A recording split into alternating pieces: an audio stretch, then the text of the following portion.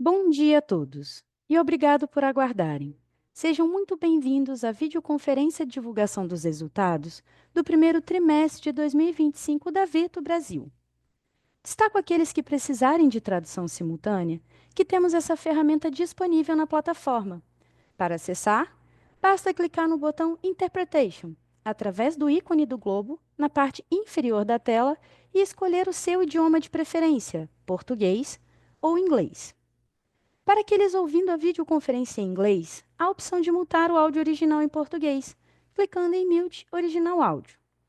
Informamos que esta videoconferência está sendo gravada e será disponibilizada no site de RI da companhia, investor.vitro.com.br, onde se encontra disponível o material completo da nossa divulgação de resultados.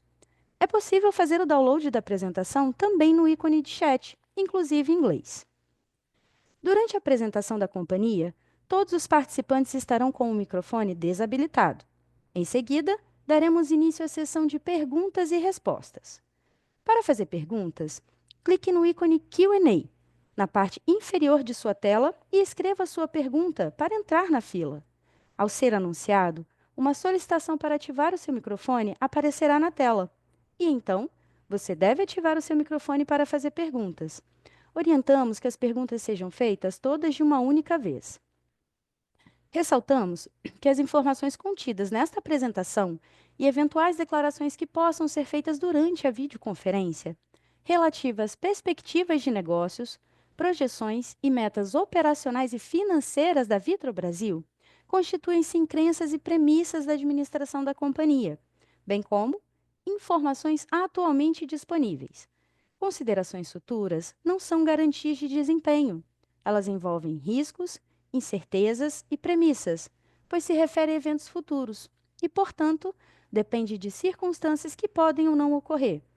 Investidores devem compreender que condições econômicas gerais, condições de mercado e outros fatores operacionais podem afetar o desempenho futuro da Vitro Brasil e conduzir a resultados que diferem materialmente daqueles expressos em tais considerações futuras. Hoje, contamos com as presenças dos executivos da companhia: William Matos, CEO da Vitro, Gabriel Lobo, CFO da Vitro, e Maria Carolina, Head de RI e sua equipe. Passarei a palavra ao senhor William Matos. Muito bom dia a todos. É sempre uma satisfação estarmos reunidos com o mercado para a apresentação dos resultados do trimestre. Me acompanham hoje o Gabriel Lobo, CFO da Vitro, a Maria Carolina, nossa Head de RI, e também o nosso analista de RI, Luiz Felipe. Juntos, nós apresentaremos os resultados financeiros e operacionais do primeiro trimestre de 2025. Dando início, no slide número 4, gostaria de abrir trazendo os highlights desse primeiro trimestre. Como vocês podem observar, a captação da graduação EAD cresceu 11,9% no primeiro trimestre em relação ao ano anterior, deixando evidente que mesmo em cenários mais competitivos, os nossos diferenciais levam o aluno a optar pelas nossas marcas, tanto a Unicesumar quanto a Uniaselv. Inclusive, eu costumo dizer que o crescimento em momentos adversos é a maior prova da solidez da nossa marca e do produto que entregamos. Muitos podem crescer em momentos de grande abundância, mas somente são os melhores que se mantêm crescendo quando verdadeiramente o cliente valoriza cada centavo e entende que o seu investimento ele precisa realmente trazer retorno. É por isso que esse indicador diz muito sobre a nossa entrega e a nossa qualidade. Seguindo, vamos passar para a receita líquida consolidada da Vitro, que cresceu 8,2% na comparação com o primeiro TRI de 24, puxado pelo sólido desempenho da graduação EAD, que avançou 7,7% no mesmo período.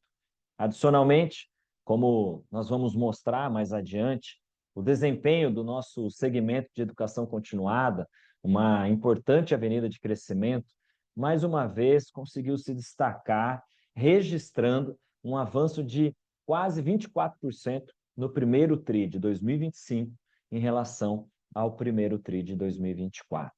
Já o EBITDA ajustado da Vitro atingiu 202,7 milhões nesse trimestre, crescendo expressivos 18,7% versus o primeiro TRI de 24, e com a margem EBITDA ajustada atingindo 37,1%, um avanço de 3,3 pontos percentuais sobre a margem do primeiro TRI de 24. Essa expansão de margem, ela está associada ao nosso compromisso de buscar constantemente alternativas para a manutenção de bons níveis de eficiência operacional, ao mesmo tempo que os nossos produtos continuam evoluindo, entregando inovação entre muita qualidade. Em outras palavras, margem para nós é também uma consequência de uma gestão consciente, que entende a importância de continuar construindo uma cultura de eficiência, e é nesse caminho que nós continuaremos seguindo. No trimestre também, nosso lucro líquido ajustado mais do que dobrou, ultrapassando 90 milhões de reais. A margem líquida de 16,6% representa uma expansão de quase 10 pontos percentuais em relação à margem do primeiro TRI de 2024. Olhando para o fluxo de caixa, entregamos uma geração de caixa livre das operações após CAPEX de 117 milhões no trimestre, um incremento de 10% versus o primeiro TRI de 2024. O caixa é o nosso grande guia neste momento de taxas de juros mais altas, e com a forte geração do trimestre, mais uma vez, reduzimos o nosso endividamento líquido. E no mês de abril, houve a divulgação do ENAD de 2023 e temos orgulho em afirmar que a Vitro tem a maior evolução entre as empresas listadas, sendo a única empresa listada com mais de 70% dos cursos com notas entre 3 e 5. Esses highlights serão detalhados ao longo da apresentação e demonstram o nosso foco e a nossa disciplina para a entrega do nosso plano estratégico, associada à solidez dos nossos negócios. A Vitro, ela está preparada para fazer frente ao ambiente de negócios atual, que requer muita experiência, adaptabilidade e, sem dúvida nenhuma, consistência. E nesse sentido, antes de prosseguir, gostaria de agradecer ao nosso time interno, que contribui diariamente para que a educação continue a transformar a vida dos nossos alunos. Tenho orgulho em afirmar que contamos com os melhores profissionais do Brasil. Seguindo para o próximo slide, slide número 5, observamos nossa base de alunos ao final do trimestre. Superamos a marca de 900 mil alunos na graduação EAD, 7% acima na comparação com o outro TRI. Já a nossa base total de alunos soma praticamente 1 milhão de alunos, 5,7% de crescimento na comparação com o primeiro TRI de 2024. E aqui vale enfatizar que a Vitro já alcançou um patamar considerável enquanto companhia. Portanto, as taxas de crescimento atuais, elas estão em linha com as nossas estimativas, e mais do que isso, considerando os desafios, o cenário macro atual, o crescimento da nossa base, ela confirma que o aluno frequentemente opta por uma das nossas marcas na busca por uma graduação, e uma graduação de qualidade. Por isso, nós seguimos crescendo, ganhando market share e avançando no core do nosso negócio. Por fim, mais de 97% da nossa base de alunos ela é representada na modalidade EAD. Portanto, como a maior empresa de educação superior à distância no Brasil, temos a convicção que este segmento ele seguirá sendo um dos principais caminhos de acesso à educação de qualidade em um país tão grande, um país continental como o nosso. Passando para o próximo slide, slide número 6, nós destacamos no lado esquerdo a captação da graduação EAD no primeiro TRI de 25, com um crescimento aí de quase 12% em relação ao ano anterior. Nossa captação evolui em linha com a nossa extensa presença em todo o território nacional, alcançamos aí 2.675 polos, 9% de crescimento com o mesmo período do ano passado e já atendendo alunos em mais de 1.400 cidades pelo Brasil. Cada dia mais estamos ampliando a nossa presença em diferentes regiões do Brasil, avançamos nas áreas mais adensadas e identificamos oportunidades para ambas as marcas da Vitro. Sem dúvida, nós, como companhia, ainda enxergamos oportunidades de abertura de polos em algumas praças, porém, um olhar muito mais cuidadoso, prospectivo.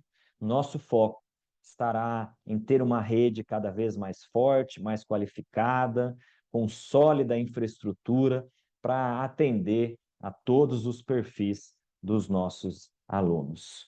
Cabe aqui ressaltarmos que, diante do que tem sido vinculado aí na mídia em relação ao novo marco regulatório que está prestes a sair, a Vitros, sem dúvida, estará muitos passos à frente de qualquer concorrente no que tange à força de uma rede de polo estruturada, com laboratórios, com sala de aula, com processos acadêmicos. Hoje, temos aproximadamente 1.200 polos totalmente preparados com laboratórios, que é algo muito acima do que qualquer concorrente. E quando pensamos na autoridade em semipresencial, sem dúvida nenhuma, teremos uma vantagem competitiva muito grande e como sempre tivemos nos últimos anos, quando olhamos para a EAD. Seguindo, no slide número 7, à esquerda, observamos que o share de cursos na captação ele segue similar aos períodos anteriores. No gráfico aí do lado direito é possível observar que o comportamento do ticket médio nesse início de ano ele é mais estável. Enxergamos nesse momento aí um cenário competitivo mais intenso, naquilo que nós olhamos no aspecto preço, porém continuamos reforçando nossa habilidade de se adaptar constantemente, de forma minuciosa, a nível das estratégias em relação à price, equilibrando sempre o desafio entre o volume de captação e o ticket. Além disso, tivemos um CAGR dos últimos anos de 3,1%, com repasses aí próximos à inflação, também demonstrando a nossa fortaleza como um player de qualidade na educação digital. Acreditamos que o principal caminho para o sucesso das estratégias de precificação está na atenção aos nossos produtos e tudo isso alinhado à retenção dos nossos bons alunos. A qualidade do aluno aqui que entra na nossa base é um indicador fundamental da saúde do nosso negócio e ela garante sustentabilidade no decorrer do tempo. Sendo assim, agora gostaria de passar a palavra para o Gabriel, que vai dar continuidade na apresentação, trazendo os indicadores financeiros da Vitro nesse trimestre. Obrigado, William, e bom dia a todos. Passando ao slide 8, gostaria de começar trazendo aqui alguns detalhes da receita líquida consolidada da companhia e dos nossos segmentos. A gente entregou um primeiro trimestre uma receita líquida consolidada de R$ 545,8 milhões, um crescimento de 8,2% na comparação com o primeiro TRI de 24. Crescemos em todos os segmentos, o que mostra que a força de termos um portfólio de produtos e segmentos extremamente complementar, né? E aí claramente puxados também pela graduação EAD, que é o nosso segmento core do negócio. A gente continua a crescer na graduação EAD, entregando nesse trimestre um crescimento de 7,7% versus primeiro TRI de 24. Né? Esse indicador ele é super importante, porque ele mostra a nossa consistência, a palavra que o William usou bastante agora há pouco, e a nossa capacidade de continuar a entregar uma trajetória de expansão de receita, mesmo que em um momento de maior competição como esse que a gente está vivendo, e onde existe naturalmente aqui maior pressão em ticket. Como o William comentou na abertura, né, no slide de abertura, o crescimento ele foi muito puxado por base de alunos, seja por uma boa captação durante esse primeiro trimestre, seja pelo bom nível de rematrícula de veteranos que a gente teve também.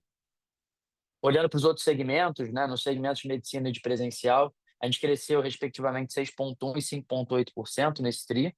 Né? Os números da medicina aqui, dando um pouquinho mais de profundidade, continuam a refletir os nossos diferenciais competitivos, né, principalmente no que tange a nossa estrutura da cidade de Maringá, e também a maturação da unidade Corumbá, né, ambos aqui com aumento de ticket médio.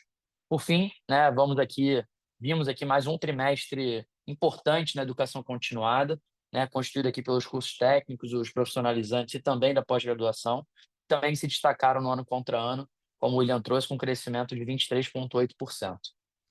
Esse segmento ele é uma importante avenida de crescimento da companhia, né, e a gente acredita que esse crescimento do segmento da continuada ele vai continuar a entregar duplo dígito olhando para frente.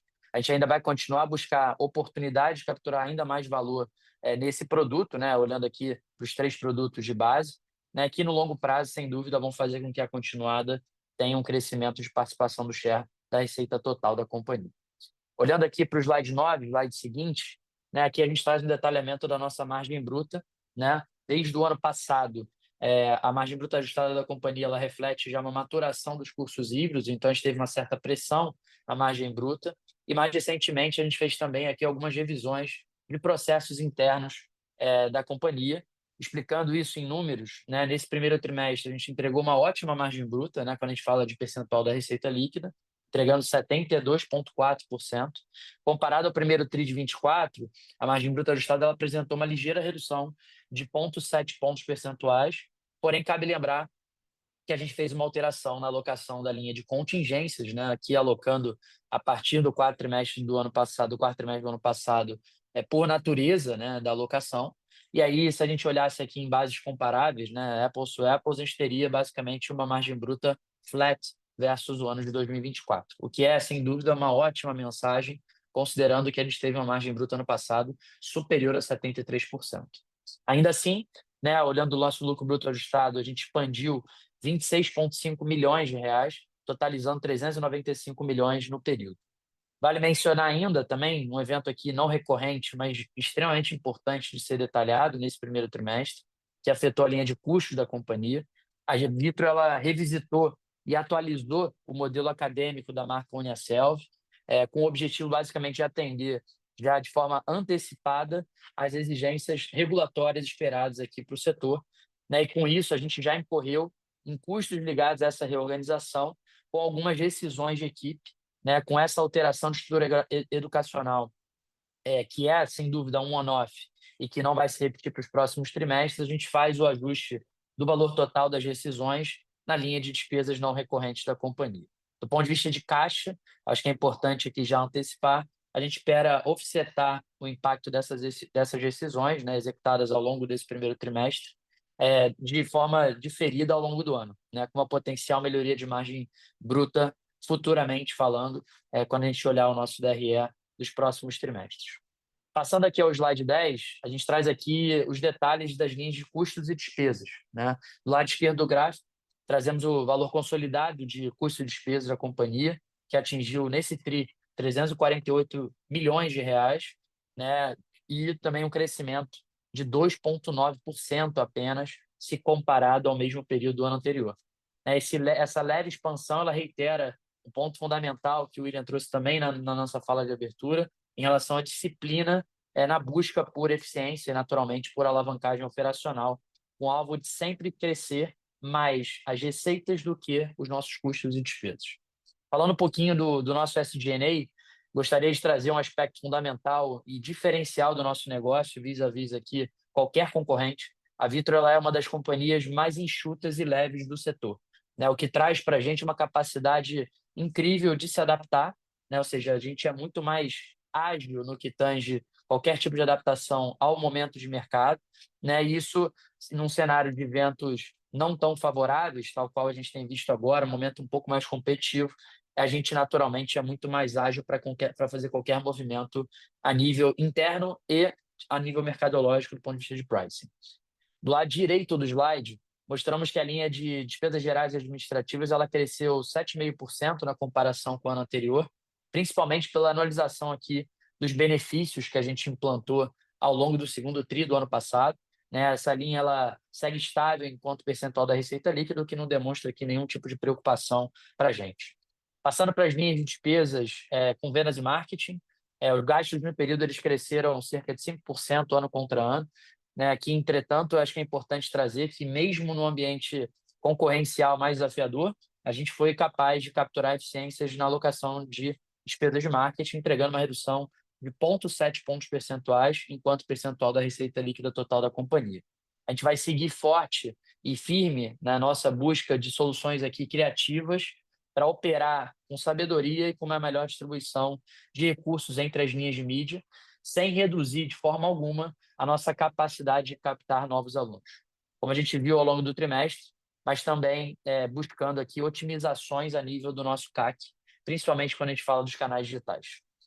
Por fim, mas não menos importante, queria dar luz aqui a um tema super importante que a gente já vem comentando aí há alguns trimestres. A PCLD ela foi mais uma vez um destaque, né, entregando nominalmente uma redução de 23% em relação ao ano passado, e enquanto percentual da receita líquida, uma redução de 3,3 pontos percentuais, correspondendo aqui ao final desse trimestre a 8,2% da receita líquida consolidada da companhia. Esse desempenho ele reflete a captura anualizada do melhor critério de ativação de alunos, uma decisão importante que a gente tomou em janeiro do ano passado, uma base sem dúvida muito mais saudável do que em períodos anteriores, e também o nosso foco aqui consistente e profundo em melhorias de processos internos, né, principalmente na área de crédito e cobrança.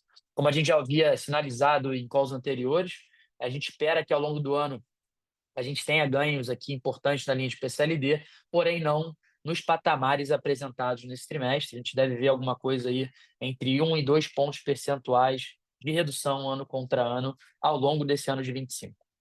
Passando aqui ao slide 11, aqui a gente traz a bridge do EBITDA ajustado. No trimestre, o EBITDA ajustado ele alcançou quase 203 milhões de reais, um crescimento importante de 18,7% em relação ao primeiro TRI de 24. A margem EBITDA ajustada ela atingiu 37,1% no período, refletindo aqui um ganho de 3,3 pontos percentuais sobre o ano anterior, fruto aí, naturalmente, de tudo que a gente comentou em slides anteriores, basicamente a evolução contínua da receita líquida, combinada com uma gestão equilibrada das linhas custos e despesas, e aí, naturalmente, o PCLD contribuindo também fortemente para essa alavancagem operacional. Passando ao slide 12, a gente pode ver que o lucro líquido ajustado da companhia no período ele alcançou 90,4 milhões de reais, mais do que o dobro do lucro líquido obtido no ano anterior, né, com uma margem líquida extremamente saudável de 16,6%, o que também representa uma expansão de praticamente 10 pontos percentuais contra o primeiro TRI de 24. Vale mencionar o bom desempenho que a gente teve das linhas below EBITDA aqui, as linhas abaixo do EBITDA, que também contribuíram para que a gente tivesse um resultado de última linha no trimestre extremamente relevante. Esse desempenho ele já era esperado, naturalmente, porque a gente já vinha comentando com todos vocês os movimentos estratégicos e quais eram os impactos esperados para esses movimentos. Acho que cabe relembrar, né, a gente fez um reperfilamento de duas linhas de dívida bancária da companhia no passado, né, a gente emitiu a quarta e a quinta debêntures, né, a gente fez a mudança do modelo de accrual de juros também a partir do quarto trimestre, e também, obviamente, a execução do projeto de reorganização societária, algo que a gente já vem comentando brevemente com todos vocês, que vai ter também aqui ganhos substanciais para a companhia, pensando no futuro.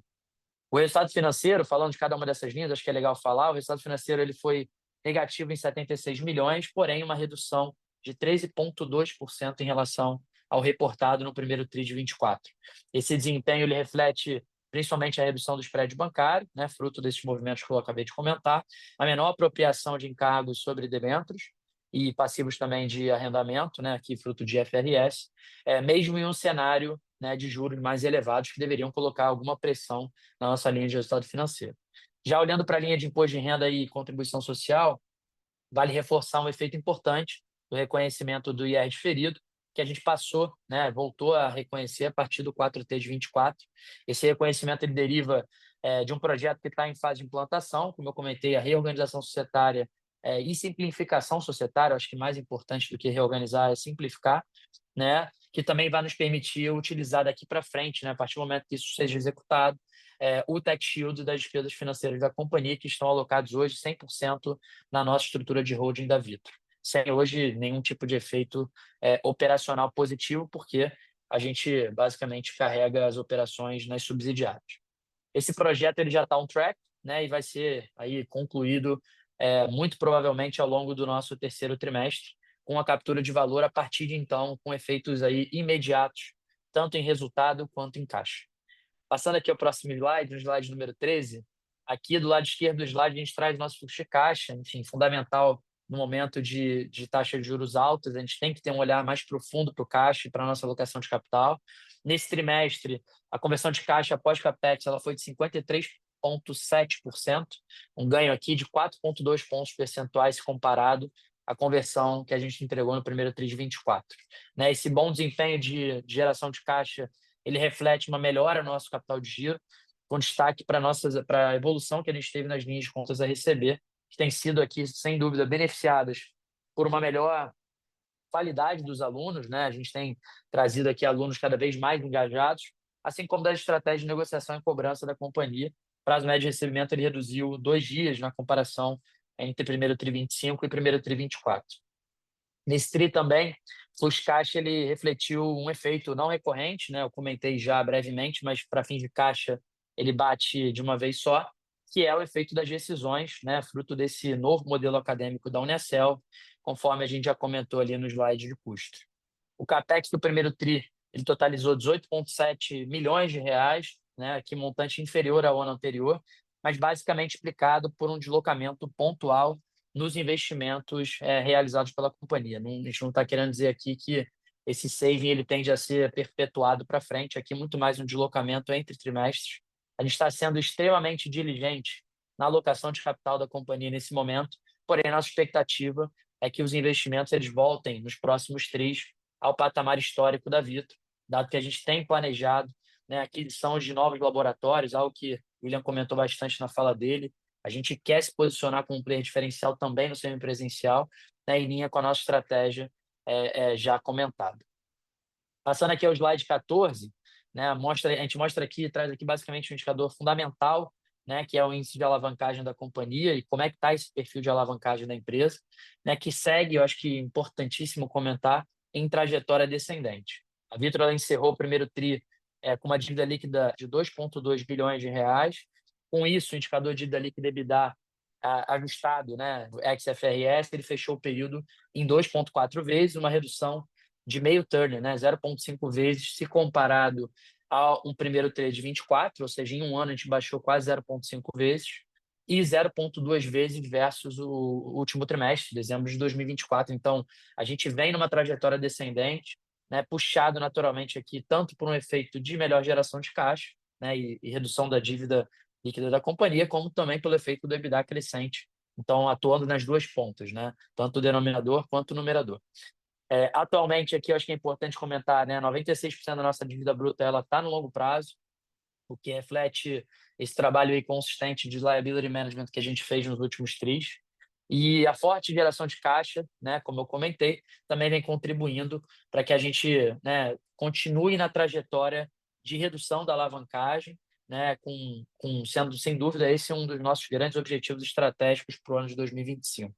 Um dos nossos compromissos é de preservar essa trajetória descendente da dívida, para que, em um momento oportuno, a gente tenha espaço para plugar, inclusive, novas avenidas de geração de valor, sejam elas orgânicas ou inorgânicas, também torcendo aqui para um cenário macro que traga as taxas de juros para essa mesma trajetória. A gente ainda está vendo um Brasil com taxas de juros muito altos, mas a Vitro, sem dúvida, é um player que, vendo um cenário, um primeiro sinal aqui mercadológico de queda de taxa de juros, a gente, sem dúvida, vai ser um dos maiores beneficiados. O cronograma de amortizações da dívida está na parte inferior do slide, aqui evidenciando o perfil bastante alongado que a gente tem hoje, praticamente sem compromissos no curto prazo. E para fechar, né, gostaria aqui só de destacar mais um marco importante que a gente teve ao longo desse trimestre. Na verdade, foi agora no início do segundo TRI, mas acho que é uma notícia nova, é importante trazer ao conhecimento do mercado.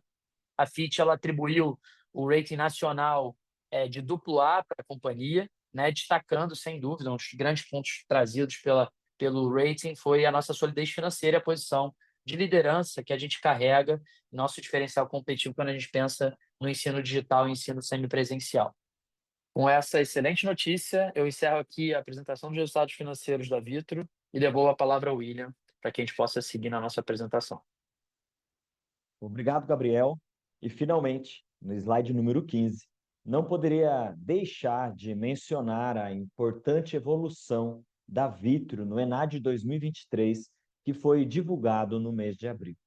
A trajetória das nossas marcas da Vitro, ela tem destaque entre as empresas listadas. Hoje somos o grupo com a maior evolução nesse indicador. A partir da nota 3, o conceito ele é considerável satisfatório pelo MEC. E, nesse sentido, a Vitro é a empresa com a maior evolução no indicador, sendo a única listada com 72% dos cursos com as notas de 3 a 5. E se aprofundarmos este olhar para as notas 4 e 5, a proporção de cursos da Vitro é de 22%. São 10 pontos percentuais acima do segundo player listado. Esses percentuais, sem dúvida nenhuma, são reflexos do desempenho das nossas marcas. E a Unicesumar é a marca com a melhor ENAD médio entre todas as marcas detidas pelas companhias listadas.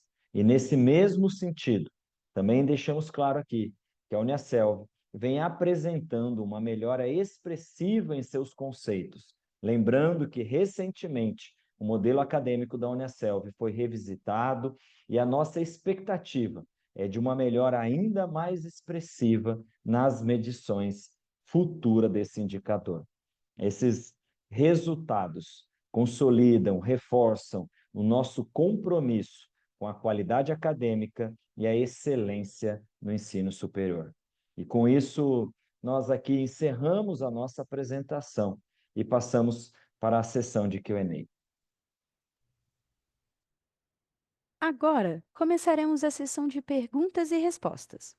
Lembrando que, para fazer perguntas, vocês devem clicar no ícone Q&A na parte inferior da tela e escrever a sua pergunta para entrar na fila. Ao ser anunciado, uma solicitação para ativar o seu microfone aparecerá na tela e, então, você deve ativar o seu microfone para fazer perguntas. Solicitamos, por gentileza, que as perguntas sejam feitas todas de uma única vez. Vamos à nossa primeira pergunta. É do Lucas Nagano, do Morgan Stanley. Lucas, iremos habilitar o áudio para que você possa realizar a sua pergunta. Lucas, pode prosseguir, por favor? Bom dia, William, Gabriel, Carol, Luiz, obrigado pelo espaço aqui. A gente tem duas perguntas. A primeira é se vocês poderiam dar um pouco mais de cor nesses custos de revisão de modelo acadêmico e que vocês estão pensando de mudança do modelo de tutoria. E eu não peguei um pedaço também, mas acho que o Gabriel comentou sobre a possibilidade de melhorar a margem bruta, mas como isso conversa com o possível aumento de docente por aluno? Essa é a primeira. A segunda é sobre quanto de espaço vocês enxergam para continuar expandindo o polo? Se deve ter um efeito agora de aceleração, né, pela suspensão do ano passado, ou se dá para expandir além desses 2.600. Obrigado. Olá, Lucas. Obrigado aí pela pergunta. Vou começar aqui pelo modelo acadêmico, o Gabriel complementa um pouco. Eu acho que vocês que conhecem profundamente a Vitro sabem que nós buscamos sempre antecipar essas necessidades para continuar melhorando toda e qualquer entrega que nós fazemos ao longo aí do tempo nas nossas duas marcas. E a gente tem visto aí mudanças previstas com o próprio marco regulatório, que acelerou esse entendimento de necessidade de melhorar e de alinhar a entrega que nós sempre fazemos em relação aos nossos alunos. A Uniaselv, como eu disse ali quando eu falei do próprio ENAD, a gente já vem melhorando os resultados, mas sem dúvida nenhuma a gente entendeu que a gente precisava fazer um vínculo diferente na contratação dos nossos professores. Nós tínhamos um modelo muito bem reconhecido e que ele permanece, sim, com tutores, mas a gente vê aí, ao mesmo tempo, o Ministério da Educação, por muitas vezes, não considerando esse tutor como um agente pedagógico importante no processo. E aí buscando estar mais alinhado também às necessidades aí do próprio censo, melhorando todos os indicadores, a gente fez essa mudança e hoje eu posso dizer que a gente tem uma contratação com professores com um vínculo ainda maior com a nossa instituição. Nós saímos de um número muito grande de tutores que tinham vínculos pequenos, horistas, e para uma contratação de muitos professores hoje com vínculos maiores de 24, 40 horas, que também, de alguma maneira, abre uma certa margem, porque você tem um custo de gestão menor, que nos ajudará ao longo aí desse ano até buscar um certo saving aí nesse resultado financeiro. Só complementando, bom dia, Lucas. Eu acho que o William explicou muito bem, mas só adicionando um ponto importante, dentro do ano, a gente tende a ver, considerando o custo natural que a gente trouxe aqui de rescisões, etc., a gente tende a ver um ganho marginal, tá? Pensando no custo que a gente teve de rescindir, né, de alterar essa estrutura, e do saving que a gente vai ter pensando os próximos trimestres. Para o ano de 26, isso é recorrente na nossa margem bruta, né, estrutural, e a gente aí sim, a gente acredita que a Uniasselvi acaba trazendo aqui, tem uma oportunidade. Acho que é importante deixar claro isso para vocês, para o mercado como um todo. A gente não abre margem EBITDA, nem margem bruta, nem margem EBITDA por marca, mas quando a gente olha aqui gerencialmente no nosso dia a dia, a gente tinha um gap entre as duas marcas. Esse gap ele tende a ser fechado no tempo à medida que a gente aproxima mais os modelos de organização acadêmica, tá? Então aqui é algo que a gente já vinha estudando há bastante tempo. Acho que o regulatório ele só foi aí um pano de fundo para uma aceleração, e acho que a gente fez um trabalho muito profundo, super bem executado pelo time acadêmico. A gente está bastante satisfeito com o resultado, tá? Então, inclusive, do ponto de vista de risco aqui, a gente não enxerga nesse momento nenhum risco de perda acadêmica. Pelo contrário, a gente tem visto um aumento da qualificação dessa relação professor-aluno, né? E já, obviamente, aqui alinhando com perspectivas futuras pelo novo marco regulatório que tende a sair nas próximas semanas. E sobre a questão de polos, Luca, a gente vê que, obviamente, quando a gente olha para o nosso Brasil e a gente vê um Brasil aí de 5.500 municípios, às vezes a gente entende e a gente gostaria, sim, de levar as nossas marcas para todos aqueles que gostariam de ter acesso a uma educação de qualidade. Mas existem muitos municípios pequenos, mais de 3.000 municípios, são menores de 20.000 habitantes. E a gente tem entendido que hoje a Vitrio ela já está presente aí em mais de 95% dos municípios acima de 20 e 30 mil habitantes. Realmente, a entrada nesses pequenos municípios ela não terá mais a mesma velocidade. E nós estamos olhando muito mais para uma reestruturação, uma reorganização dos nossos polos, uma melhora de infraestrutura, principalmente agora com um novo modelo que vai estabelecer o modelo semipresencial, esse modelo onde a Vitrio já é pioneira, nós já investimos em laboratórios há um bom tempo, nós já somos reconhecidos por ter os melhores polos. Então, o foco em si realmente não é nessa abertura acelerada como a gente foi e foi feito nos últimos anos aí em relação ao número de polos. É isso. Complementando só também para fechar, Lucas, a sua última pergunta.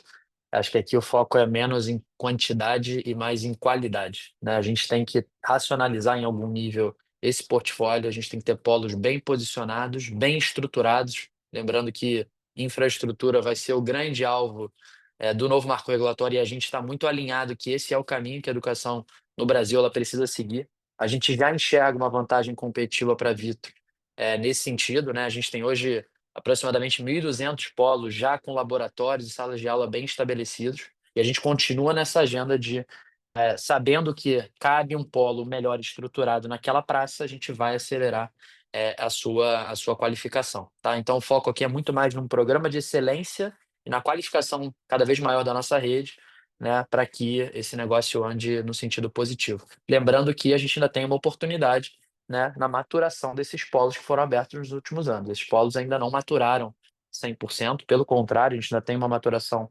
potencial. Então, o foco aqui é menos talvez na aceleração nas aberturas e mais na qualificação dessa rede daqui para frente. Claríssimo, pessoal. Obrigado. Vamos à nossa próxima pergunta. É do Luca Marquezine, do Itaú. Luca, iremos habilitar o áudio para que você possa realizar a sua pergunta. Luca, pode prosseguir, por favor.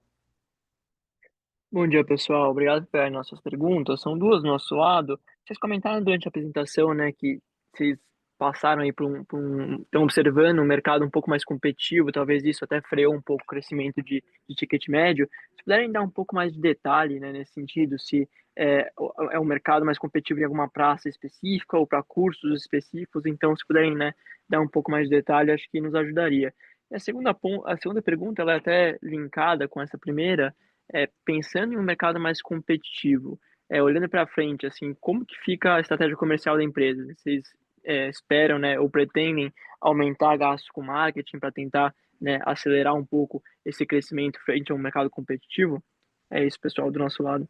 Por favor. Louco, eu vou puxar aqui, depois o Gabriel vai complementar. Sem dúvida nenhuma, a gente sabe que o cenário macroeconômico, as dificuldades hoje desse futuro aluno, aquele que busca fazer um curso superior, ela vem e a gente tem visto um pouco mais de dificuldade nesse ano de 2025. Então, nós tomamos muito cuidado nessa questão desse trade-off entre volume e ticket. Eu acho que é um grande desafio que toda instituição tem, mas quando a gente olha aí para esse primeiro tri, a gente não teve nenhum local específico ou uma grande região. Sim, existe sim um desafio um pouco maior, macroeconômico, de concorrência. Eu acho que vocês já tiveram acesso aí aos próprios concorrentes nos últimos relatórios aí, onde cresceram em volumes um pouco menores do que era previsto, mas a Vitrio, tendo uma inteligência de mercado, uma atuação muito específica em cada um dos cursos e polos, a gente sempre busca equilibrar isso, não perder um volume que é importante e relevante para nós, mesmo nós já temos a maior base de alunos, mas também buscando entender qual é esse limite que a gente poderia trabalhar com o nosso ticket. E eu vou pegar o gancho e já vou responder as duas. Sem dúvida nenhuma, não há nenhuma intenção de aumentar o nosso custo em gastos em marketing, visto que a gente consegue equilibrar, né, um crescimento, claro, não como foi feito nos últimos anos, mas muito mais pautado aí no aluno que vem muito mais vinculado, com interesse mesmo de permanecer e estudar conosco. Super claro, William. Obrigado. Vamos à nossa próxima pergunta. É da Mirela Oliveira, do Bank of America. Mirela, iremos habilitar o áudio para que você possa realizar a sua pergunta. Mirela, pode prosseguir, por favor.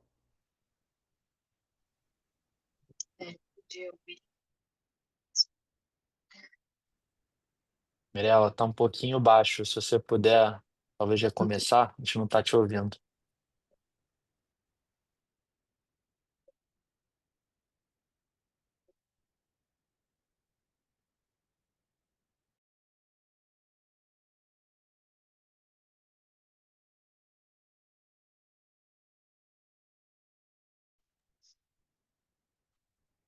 Oi, bom dia, pessoal. Conseguem me ouvir Se agora? quiser escrever para a gente, Mirela, a gente.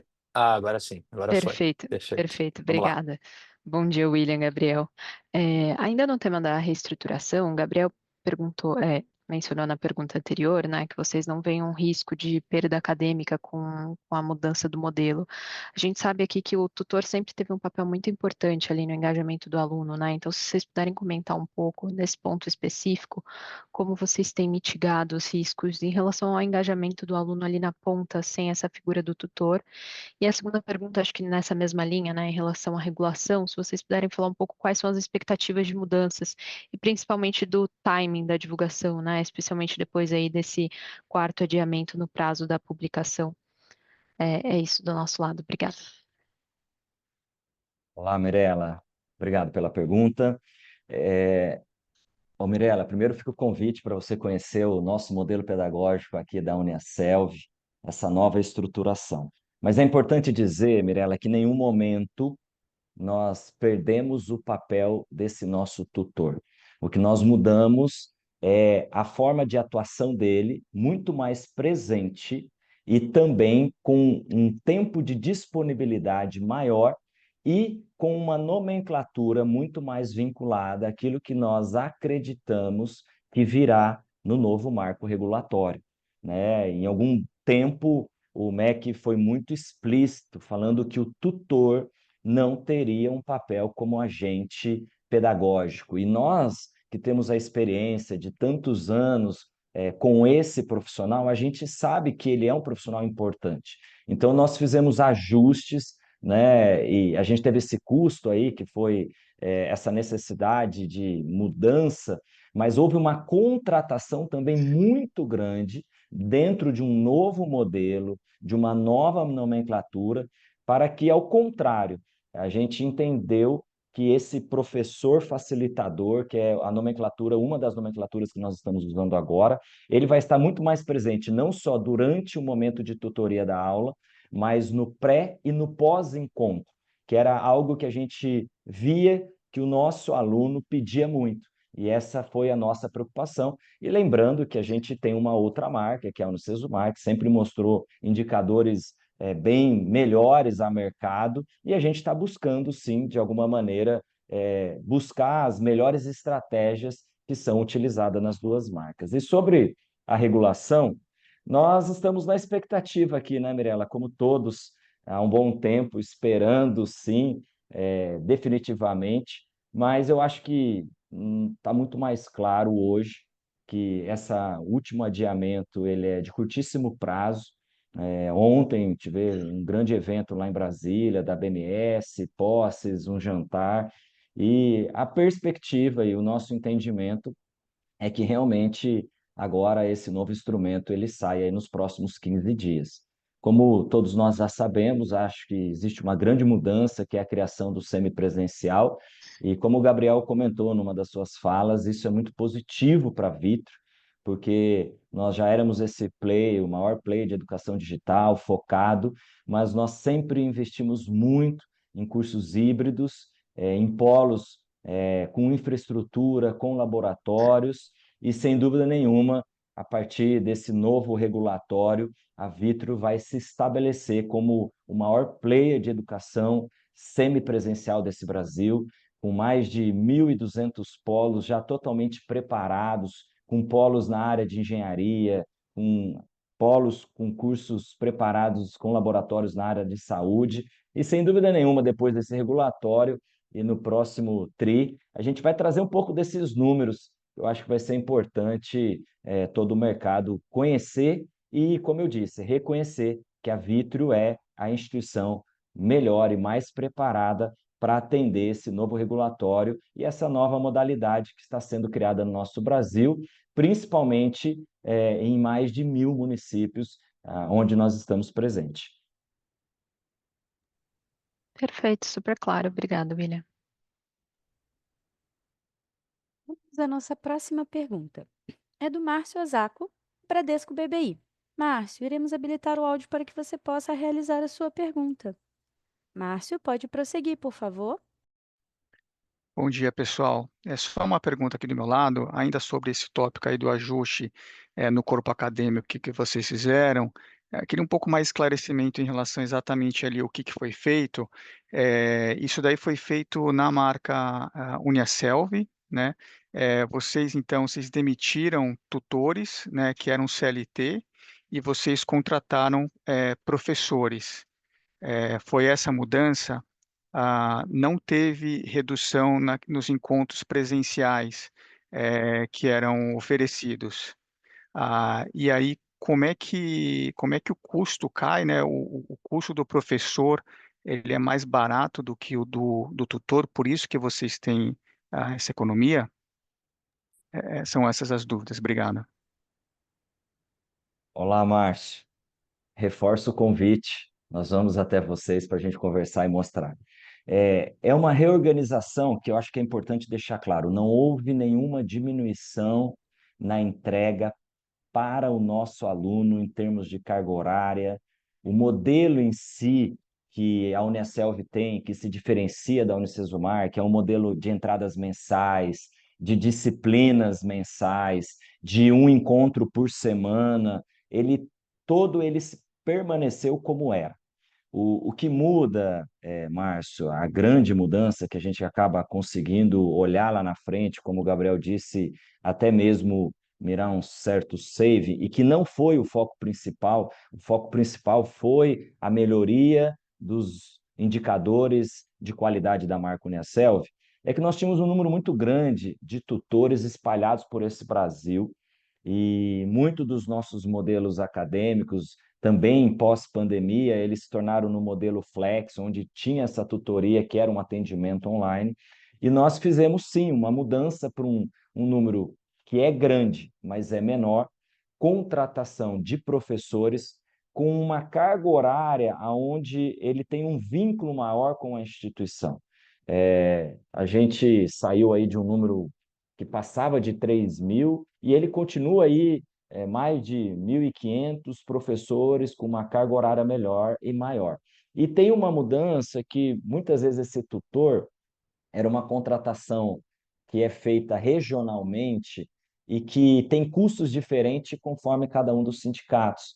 Então, tem outros ganhos também que nós conseguimos isso, e tem um custo de gestão por trás de tudo isso que a gente diminui de treinamento e que isso é muito importante. É importante dizer também que a gente continua com uma boa parte desses professores contratados, que não foi uma mudança full, né? Hoje, a Uniaselv continua com mais de 3.000 professores em toda a sua base contratada para cuidar desse modelo acadêmico, que é um grande diferencial. E, como eu disse, agora com o modelo semipresencial, a tutoria, o professor facilitador, o professor mediador, que são os atores pedagógicos, eles ganham muito mais valor, porque eles serão responsáveis, principalmente nos cursos que terão a presencialidade. E isso é o know-how que tanto a Uniaselv e a Unicesumar constituiu aí ao longo do tempo. Então, quero enfatizar que hoje a maior base de colaboradores ainda das nossas instituições está focada aí nos nossos professores.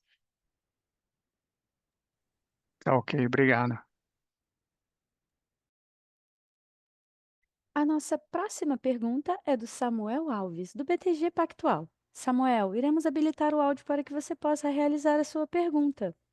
Samuel, pode prosseguir, por favor. Bom dia, William, Gabriel, bom dia a todos. São duas perguntas aqui do nosso lado. A primeira é mais uma atualização com relação à otimização de imposto de renda, né? Se vocês pudessem passar uma atualização com relação a como que está, como que é esperado, né, o colapso das estruturas ali, das duas empresas que estão debaixo da holding, né, para aproveitar o benefício inteiro, né, do ProUni. Essa é a primeira. E a segunda, vocês comentaram, né, na apresentação, né, que a expectativa de CAPEX voltando para patamares anteriores, né? Se vocês pudessem só comentar o plano de investimento do budget desse ano para a gente, se vocês pudessem abrir um número, tá bom? Obrigado. Bom dia, Samuel. Obrigado pelas perguntas. Vamos lá, eu vou pegar aqui. A primeira da questão aí de imposto de renda. Eu acho que o principal instrumento aqui que eu acho que é importante a gente dar cor é que o foco não é somente em imposto de renda, tem uma questão aqui de simplificação societária. A gente tem hoje uma estrutura que do ponto de vista organizacional, ela não é a mais eficiente. A gente carrega 100% das nossas dívidas numa estrutura que basicamente é uma casca com pouca receita, né? E as subsidiárias que carregam, de fato, o grande volume das nossas operações e o lucro tributável. Então, a gente está hoje num processo aqui de reorganização societária. Esse processo ele está super avançado. Nossa expectativa é de conclusão ali ao longo do terceiro trimestre para, a partir do movimento de incorporação, que é em tese o que tende a acontecer do ponto de vista societário, a gente vai incorporar algumas dessas IEs na Vitro Holding.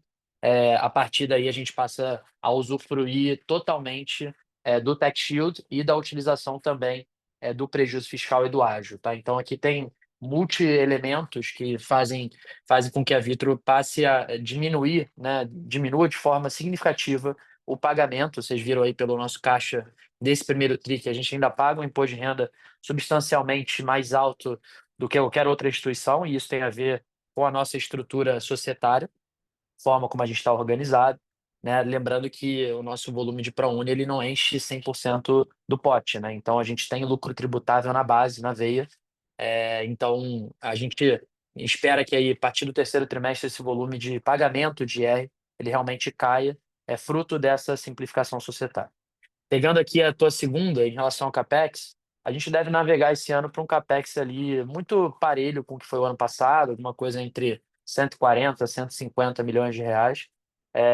Então, um percentual da receita tende a ficar, né, na mesma ordem de grandeza. A gente até tinha, eu diria para você que num início de orçamento do ano passado, uma expectativa de investimentos até um pouquinho mais altas, por conta de projetos internos aí, pensando longuíssimo prazo, e a gente já vendo um cenário de maiores taxas de juros, né, de um cenário do ponto de vista de competição um pouco mais intenso. A gente já fez o nosso dever de casa, já olhamos para dentro e repriorizamos de maneira que a gente não tire de forma alguma o nosso foco de geração de caixa do ano.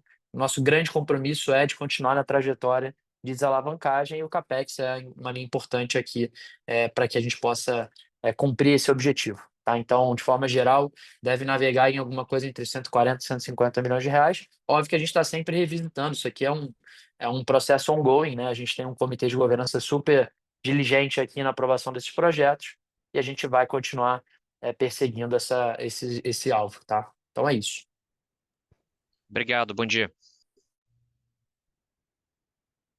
A sessão de perguntas e respostas está encerrada. E agora gostaríamos de passar a palavra para as considerações finais da companhia.